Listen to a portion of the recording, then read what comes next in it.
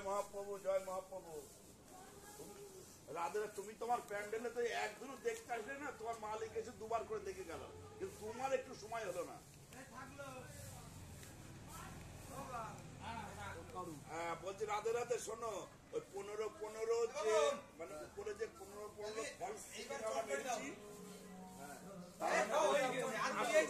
সেই আসরে আর বছরের 17 দিয়েছিলে মনে নেই?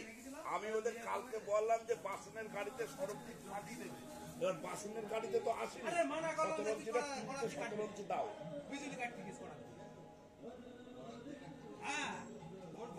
আচ্ছা তুমি তো বাড়ি যাচ্ছ, তাহলে পারবা না?